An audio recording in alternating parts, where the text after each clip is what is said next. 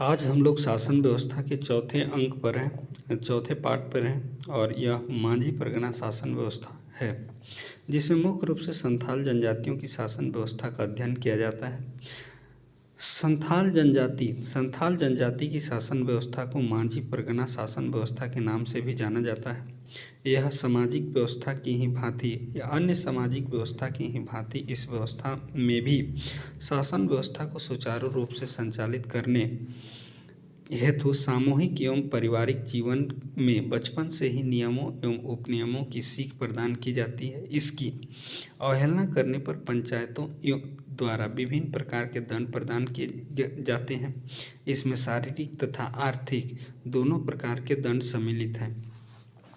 तो जिस प्रकार अन्य जनजातियों में भी शासन व्यवस्था अपनाई गई है अपने समाज को संचालित करने के लिए, उसी प्रकार संथाल जनजाति ने भी कुछ शासन व्यवस्था हैं जो उस शासन व्यवस्था को चलाने के लिए कुछ नियम हैं, उपनियम हैं और उस नियम को जो अवहेलना करती है उसके लिए कुछ दंड के प्रावधान किए गए हैं। संथालों ने इस शासन व्यवस्था को सौरिया पहाड़िया जनजाति से ग्रहण किया है। तो संथाल लोग जो मांझी परगना शासन व्यवस्था है उसको कहाँ से ग्रहण किया है, तो सौरिया पहाड़िया जनजाति से ग्रहण किया, जिसकी राजनीतिक शासन व्यवस्था अत्यंत लोकतांत्रिक थी। और सौरिया पहाड़िया की जो राजनीतिक शासन व्यवस्था है वो अत्यंत लोकतांत्रिक थी। आजकल लोकतंत्र व्यवस्था है, जैसे चुनाव होता है उसी प्रकार का उस समय भी लोकतांत्रिक व्यवस्था थी। मांझी परगना शासन व्यवस्था से संबंधित महत्वपूर्ण पदों, संगठनों एवं संबंधित तथ्यों का विवरण निम्न पर है। महत्वपूर्ण पद और संबंधित तथ्य, जैसे मांझी कौन होता था ये जानते हैं। इस शासन व्यवस्था में प्रत्येक गांव की एक पंचायत होती है जिसका प्रधान मांझी कहलाता है। तो मांझी शासन व्यवस्था में जो प्रत्येक गांव का एक प्रधान होता है, हर गांव में जिसको हम लोग क्या बोलते हैं, मांझी बोलते हैं, जिसका प्रधान मांझी कहलाता है। यह गांव की शासन व्यवस्था के संचालन हेतु मुख्य रूप से उत्तरदायी होता है। यह मुख्य रूप से गांव तक ही सीमित होता है, गांव का शासन व्यवस्था को संचालित करता है। मांझी को सफलतापूर्वक शासन संचालित करने हेतु विभिन्न विभिन्न प्रशासनिक एवं न्यायिक अधिकार प्राप्त होते हैं। और इसको क्या क्या है, न्यायिक अधिकार है और प्रशासनिक अधिकार दोनों प्राप्त हैं। सुप्रीम कोर्ट के मुख्य जज भी होंगे और प्रधानमंत्री भी होंगे, जो राष्ट्रपति के रोल में रहेंगे, राष्ट्रपति के प्रधानमंत्री होंगे। तो ये प्रशासनिक एवं न्यायिक दोनों प्रकार के अधिकार होते हैं। यह ग्राम पंचायत के माध्यम से जमीन जायदाद, तलाक, आपसी झगड़े आदि समस्याओं का समाधान करता है। तो पंचायत के माध्यम से कहता है, मांझी हत्या जैसे गंभीर अपराध को छोड़कर गांव के लगभग सभी मामलों पर निपटारा करता है। हत्या के मामले में सरकारी हस्तक्षेप अनिवार्य होता है। तो हत्या के मामले में थाना पुलिस अनिवार्य हो जाता है और नहीं बाकी मामले में सभी गांव का जितना भी चीज़ें हैं उसको ही फैसला करता है, प्रशासन चलाता है। गांधी को लगान वसूलने से लेकर विवाह संबंध स्थापित कराने का अधिकार प्राप्त है। यह राजस्व कर्मचारी का भी काम करता है और अगुआ का भी काम करता है मांझी गाँव में। उसके बाद आता है प्रमाणिक या प्राणिक। मांझी की अनुपस्थिति में उनके कार्यों का संचालन प्रमाणिक द्वारा किया जाता है। इसे उप मांझी भी कहा जाता है। तो जब मांझी नहीं रहेगा तो उस स्थिति में प्रमाणिक या उप मांझी गांव का जो शासन व्यवस्था है उसको संचालित करेगा। उसके बाद आइए गोड़ाइत। यह मांझी के सचिव के रूप में कार्य करता है। ग्रामीणों को किसी उत्सव या कार्यक्रम की जानकारी पहुंचाने का कार्य गोड़ाइत द्वारा ही की जाती है। यह लोगों का विभिन्न अवसरों पर एक स्थान पर एकत्रित करता है। यह गांव के परिवारों से संबंधित सूचनाएं भी एकत्र करता है।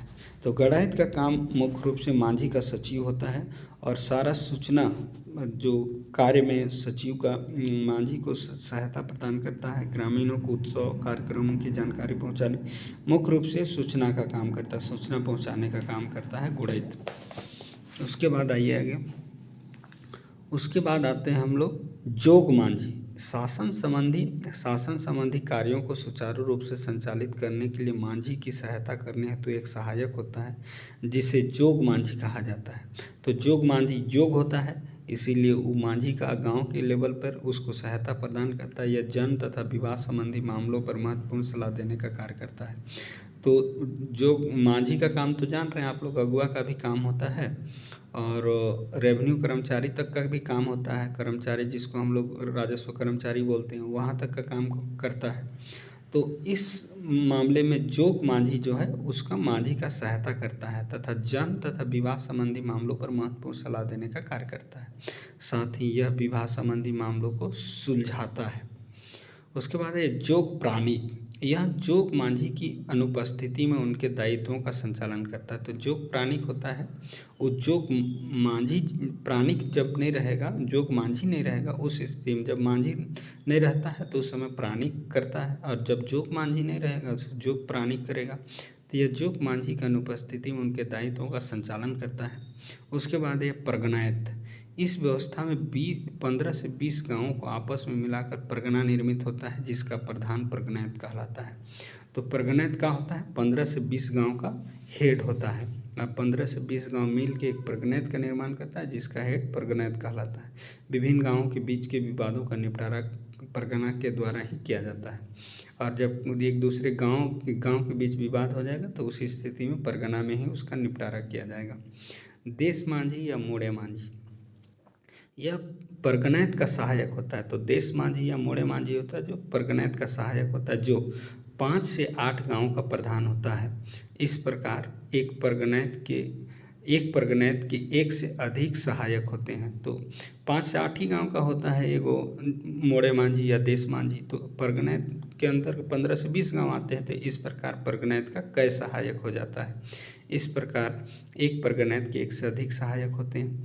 जो मामला मांझी द्वारा नहीं सुलझा पाता है, जो मांझी गांव के स्तर पर नहीं सुलझा, उसे देश मांझी को भेज दिया जाता है तथा देश मांझी की पंचायत में अनसुलझे मामलों को परगनायत को हस्तांतरित कर दिया जाता है। तो ये 3 स्तरीय व्यवस्था हो गया, गांव के स्तर पर पंचायत स्तर पर मांझी, उसके बाद 5 से 8 गांव का एक होगा मोड़े मांझी या देश मांझी, उसके बाद परगनायत जो होता है 15 से 20 गांव का होता है, कर दिया जाता है। इस प्रकार यह व्यवस्था लोकतांत्रिक राजनीतिक प्रणाली के रूप में प्रतीत होती है। उसके बाद आइए दिसुम परगना।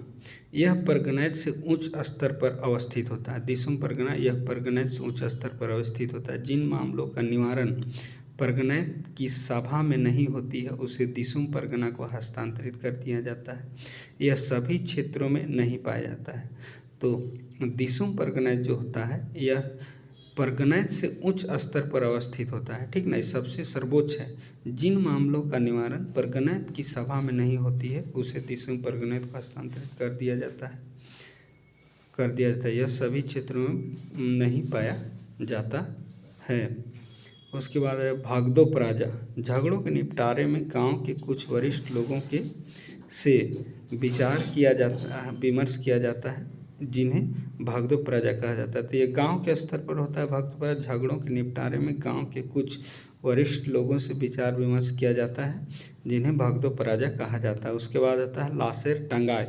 यह गांव के प्रहरी की भांति कार्य करता है। सुरक्षा बल की तरह जैसे भारत में बीएसएफ है, उस प्रकार गांव का सुरक्षा जो होता है उसका देखभाल कौन करता है? लासेर टंगाई। यह गांव के प्रहरी को भांति कार्य करता है जो बाहरी आक्रमण से गांव की सुरक्षा करता है। तो बीएसएफ जिस प्रकार बॉर्डर सिक्योरिटी फोर्स है, जिस प्रकार पाकिस्तान और बांग्लादेश से बाहरी आक्रमण को सुरक्षा प्रदान करता है, उसी प्रकार लासेर टंगाई जो है गांव में प्रहरी का काम करता है, जो किसी भी बाहरी आक्रमण से गांव की सुरक्षा करता है। उसके बाद चौकीदार। यह पुलिस की भांति कार्य करता है। चौकीदार क्या है आप लोग सब जानते हो, गांव में एक चौकीदार होता है, यह पुलिस की भांति कार्य करता है। यह मांझी के आदेशानुसार किसी व्यक्ति को गिरफ्तार कर सकता है। तो चौकीदार को किसी व्यक्ति को गिरफ्तार करने तक का पावर है जो मांझी आदेश देगा। उसके बाद नायके, गांव का धार्मिक प्रधान। जिस प्रकार हम लोग देखे थे मुंडा व्यवस्था में गांव का धार्मिक प्रधान, उसी प्रकार हम लोग जिस प्रकार देखे थे उरांव शासन व्यवस्था में जैसे पढ़ा पंचायत में जो प्रधान होता है पहान, उसी प्रकार संथाल में नायके होता है। गांव का धार्मिक प्रधान नायके कहलाता है। धार्मिक अपराधों पर फैसला नायके द्वारा ही दिया जाता है। उसके बाद होता है कुड़ुम नायके। यह उप नायके की भांति कार्य करता है। यह गांव से बाहर देवी देवताओं की पूजा पाठ करता है। तो कुड़ुम नायके गांव के बाहर जो गांव के देवी देवता होते हैं, जैसे देसावली होता है, जैसे देशावली होता है, जैसे होता है देशावली होता है गांव का, उसके बाद होता है गांवा देवती होता है, उसके बाद होता है गांवा देवती होता है, उसके बाद होता है झाखरा माँ होता है। तो इस प्रकार कुड़ुम के बाहर देवी देवताओं का पूजा पाठ करता है। करेला दंड, यह सबसे हल्का दंड है जिसके तहत अपराधी पर 5 से 150 रुपये तक का दंड लगाया जाता है। तो सबसे हल्का दंड है करेला दंड, यह सबसे हल्का दंड है, 5 से 150 रुपये तक का दंड दिया जाता है। उसके बाद आइए बिटलाहा। बिटलाहा इस शासन व्यवस्था की सबसे कठोर सज़ा है। ये यौन अपराध के दोषी को दिया जाता है। बिटलाहा के तहत यौन अपराधी का पूर्ण बहिष्कार करते हुए उसे गांव से निकाल दिया जाता है। दोषी द्वारा क्षमा याचना करते हुए पूरे गांव को जाति भोज देने पर बिटलाहा की सज़ा को समाप्त का प्रावधान है। उसके बाद लोबिर सेंद्रा, यह व्यवस्था शासन व्यवस्था सर्वोच्च न्यायिक व्यवस्था है। सर्वोच्च न्याय सुप्रीम कोर्ट है। लोबिर सेंद्रा, उसके बाद सेंद्रा बंसी, यह इस पर शासन व्यवस्था में शिकार परिषद होता है। उसके बाद अन्य तथ्य, भगदो प्रजा को छोड़कर शेष सभी पदाधिकारियों को इस शासन व्यवस्था में भूमि प्रदान की जाती है। इस शासन व्यवस्था में भागसीम के अवसर पर अधिकारियों का चुनाव किया जाता है। यूल रूल्स 1856 के नियम के आधार पर ही माझी शासन व्यवस्था को कानूनी मान्यता प्राप्त की गई है।